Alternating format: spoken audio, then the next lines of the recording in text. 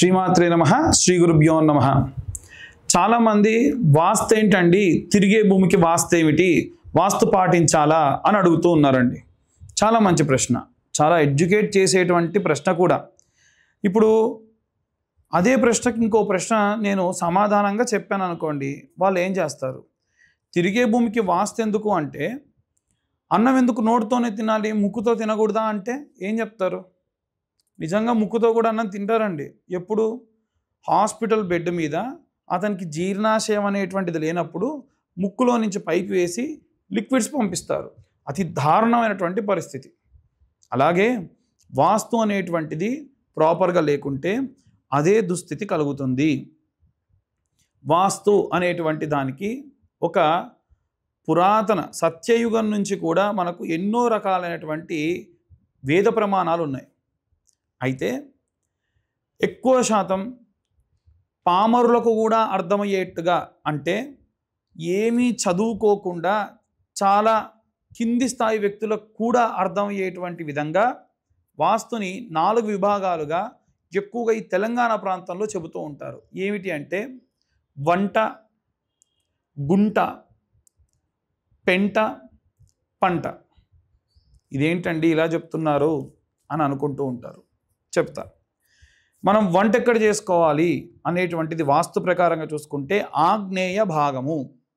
అది మన ఇంగ్లీష్కి వచ్చేసరికి ఈస్ట్, సౌత్ ఈస్ట్ కార్నర్ అని అంటారు.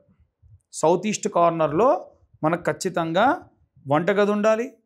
వంటగదికి కుడివైపున వీలైతే ఏదైనా తలుపు ఉండి గాలి పోయేదానికి ఉండాలి. 1. 2, గుంట అని అంటారు. అది ఈశాన్య భాగంలోనే ఉండాలి. ఈశాన్య భాగం అంటే నార్త్ ఈస్ట్ కార్నర్. అక్కడ ఎప్పుడైతే బరువు లేకుండా, బరువు పెరుగుతూ తగ్గుతూ ఉండేట్టుగా ఉండాలి. ఆగ్నేయ భాగంలో అగ్ని ఉండాలి. ఈశాన్య భాగంలో బావులు కానీ సంపులు కానీ ఉండాలి. అందుకనే ఇవాళ రేపు అపార్ట్మెంట్స్లో మీరేమి సంపులు పెట్టుకోలేరుగా, కాబట్టి ఒక నియమం పెట్టారు. ఏంటంటే అక్కడ ఒక డోర్ పెట్టేయండి అని. అదేంటండి అంటే ఆ భాగము ఎప్పుడు కూడా బరువు పెరగాలి, తగ్గాలి. మీ ఇంటికి ఎవరైనా వచ్చారు, మీది ఈశాన్యం ఎంట్రన్స్ అంటే నార్త్ ఈస్ట్ కార్నర్లో ఈస్ట్ వైపున ఎంట్రన్స్ అనుకోండి. తలుపు ఎవరైనా కొడితే అప్పుడు మనుషులు అక్కడ నిలబడ్డారుగా, అప్పుడు మీ యొక్క ఈశాన్య భాగంలో బరువు ఉందా లేదా? ఉంది. ఎప్పుడైతే తలుపు తీశారో వాళ్ళు ఇంటి లోపలికి వచ్చేస్తారు. అప్పుడు అక్కడ బరువు ఉంటుందా? ఉండదు. సో అక్కడ బరువు అనేటువంటిది పెరిగేట్టుగా తగ్గేట్టుగా ఈ క్రమంగా చేశారు. కాబట్టి అక్కడ తలుపు ఉండడం వల్ల మ్యాక్సిమం ఇంట్లో ఉన్న అన్ని రాసుల వారికి కూడా ఈ వాస్తు పనిచేస్తుంది. ఈశాన్యం entrance is very good for all. ప్రతి ఒక్కళ్ళకి కూడా వాస్తు బాగుంటుంది. అలాగే పెంట అని ఇందాక చెప్పాను అనేటువంటిది వాష్రూమ్స్ అన్నమాట. వాష్రూమ్స్ ఎక్కడ ఉండాలి? వాయువ్యంలో ఉండాలి. ఈ వాయువ్యాన్ని ఇంగ్లీష్లో ఏమంటారు అని అంటే నార్త్ వెస్ట్ కార్నర్ అని అంటారు. నార్త్ వెస్ట్ కార్నర్లో ఎందుకు వాష్రూమ్స్ ఉండాలి అని అంటే, మనందరికీ తెలిసి సూర్యుడు తూర్పున ఉదయిస్తాడు, అలాగే పడమరకు వెళ్ళిపోతాడు. కానీ వాస్తవంగా మన యొక్క ప్రమాణం అది కాదండి. ఉత్తరాయణ పుణ్యకాలంలో సూర్యుడు తూర్పున ఉదయించి ఉత్తరాయణం గుండా వెళ్తాడు. దక్షిణాయన పుణ్యకాలంలో తూర్పున ఉదయించి దక్షిణాయనం గుండా వెళ్తాడు.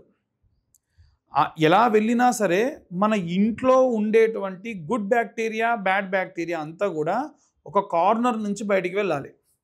ఆ కార్నరే వాయువ్యము అంటారు. దాన్నే వాష్రూమ్స్ ఉంటాయి. అలా గనక వాష్రూమ్స్ పెట్టుకుంటే వాస్తు ప్రకారంగా చాలా మంచిది. ఎక్కడైతే పంట నిద్రించేటువంటి ప్లేస్, యజమాని అంటే ఇప్పుడంటే మనం రాత్రి 12-1 గంటకు పడుకుంటామండి. మనకు అది శాస్త్రంగా మనం అనుకుంటూ పడుకుంటాం, తప్పు. ఒకప్పుడు రాత్రి అలా గూట్లో దీపం నోట్లో ముద్ద నిద్రపోవడం అంటే సాయంత్రం 6:30-7కి అందరూ పడుకునేవాళ్ళు. పొద్దున్నే 4 గంటలకు లేచేవాళ్ళు. అంటే 10 గంటల పాటు యజమాని వాళ్ళ ఇంట్లో నైరుతి భాగంలో ఉండేవాడు. అందుకే నైరుతి భాగంలో బరువు ఎక్కువగా ఉండాలి అంటారు. అదే నిద్రించేటువంటి స్థలము, యజమాని స్థలము. అక్కడనే మీకు ట్యాంక్స్ కూడా ఉంటాయి, వాటర్ ట్యాంక్స్. ఎట్టి పరిస్థితుల్లో మీరు నిద్రించేటువంటి చోట ఓపెన్గా ఉండకూడదు. ఈ నైరుతి ప్రదేశంలో అంటే సౌత్ వెస్ట్ కార్నర్లో ఎట్టి పరిస్థితుల్లో కూడా తలుపులు పెట్టుకుంటా, నాకు ప్లేస్ బాగా ఉంది బాల్కనీ పెట్టుకుంటా అంటే విపరీతమైన ధన నష్టం ఉంటుంది. బాగా సంపన్న కుటుంబీకుడు ప్రతీ నెల లక్షలు గడించేటువంటి ఒక వైశ్య కుటుంబీకులు నాకు తెలిసిన వారు, అయ్యా వద్దయ్యా ఇక్కడ ఎంట్రన్స్ పెట్టుకోకండి అని చెప్తే, మర్చిపోయి ఇక అక్కడ బాల్కనీ వచ్చిందని పెట్టేసుకున్న పంతులు గారు, సర్లేండి అది యూజ్ చేయను తలుపు లాక్ పెట్టుకుంటా అన్నాడు. ఆయనకున్నటువంటి 8-9 వ్యాపారాలన్నీ మూసివేసి ఒకే ఒక్క వ్యాపారాన్ని నడుపుకుంటూ ఉన్నాడు స్టిల్ డేట్. ఎందుకు ఇలా జరిగింది? ఖచ్చితంగా వాస్తుశాస్త్రంలో ఈ నైరుతి భాగానికి అంత ప్రతీతి. నిరుతుడు లక్ష్మీదేవికి సెక్యూరిటీ గార్డ్గా ఉంటాడట. ఆ నిరుతుడిని కనుక ఓపెన్లో పెట్టేస్తే దొంగలు బాగా పడతారని ఒకటి. రెండవది, ఎట్టి పరిస్థితుల్లో యజమానిని ఒక్కని కొడితే చాలు ఇల్లంతా కూడా దోచుకోవడం ఈజీ. కాబట్టి నైరుతి భాగం ఎప్పుడు కూడా ఓపెన్ ఉండకూడదు. కాబట్టి ఇక ఇన్డెప్త్ వాస్తుకి వెళ్తే చాలా రకాలైనటువంటి సర్కమ్స్టెన్సెస్ ఉంటాయి. వాష్రూమ్ మీరు పలానా చోట వాయువ్యంలో పెట్టుకోమని చెప్పారు అంటే నార్త్ వెస్ట్ కార్నర్ అవుతుంది, కానీ మా ఇంట్లో మధ్యలోనే ఉందండి, మా అపార్ట్మెంట్లో మరి కుదరక అని అంటే, ఈ డిజైన్ చేసే వాళ్ళు కూడా మ్యాక్సిమం మళ్ళా ఆ ప్రదేశానికి వాయువ్యంలో ఉండేటట్టుగానే పెడతారు. ఇంకొకటి ఏమిటంటే, మీ ఇంట్లో తలుపులు, కిటికీలు, దర్వాజాలు ఏవైతే ఉన్నాయో అన్నీ కూడా అంటే ఒక మనిషి లోపలికి ప్రవేశించి అంటే కిటికీలు లెక్కేయకండి, వెంటిలేషన్ లెక్కేయకండి. మామూలుగా ఒక మనిషి లోపలికి వెళ్ళి బయటికి వచ్చేట్టుగా ఉండేటువంటివి ఏ ఉన్నా అన్నీ కూడా విడదీస్తే మళ్ళీ 2 భాగాలుగా అవ్వాలి. అంటే ఈవెన్ నెంబర్, ఆడ్ నెంబర్ అంటారు కదా, అంటే ఈవెన్ నెంబర్ అయి ఉండాలి. సరి సంఖ్య, బేస్ సంఖ్య అంటారు కదా, సరి సంఖ్య అయి ఉండాలి. అంటే 2 కానీ 4 కానీ 6 కానీ 8 కానీ 10 కానీ 12 కానీ ఇలా ఉండాలి. దాని వలన ఇంట్లోకి వచ్చేటువంటి గాలి, వెళ్ళేటువంటి గాలి ఈక్వల్గా వెళ్తాయి. దాని వలన ఇంట్లో ఉండేటువంటి వాళ్ళకి ఎటువంటి రోగములు రావు. అలా కాకుండా ఎప్పుడైతే మీరు ఆడ్ నెంబర్లో పెట్టుకుంటారో ఇంట్లో ఎంతో కొంత నెగిటివ్ ఎనర్జీ కూడా చేరుతుంది. మన ఫిజిక్స్లో కూడా, మన సైన్స్లో కూడా ఈ ప్రమాణం కనిపిస్తూ ఉంది. కాబట్టి ఇంటి లోపలికి వచ్చేటువంటి గాలి, వెళ్ళేటువంటి గాలి ఈక్వల్గా ఉండకపోతే ఇంట్లో నెగిటివ్ ఎనర్జీ ఖచ్చితంగా చేరుతుంది. ఇది వాస్తురీత్యా ఉన్నటువంటి విషయం.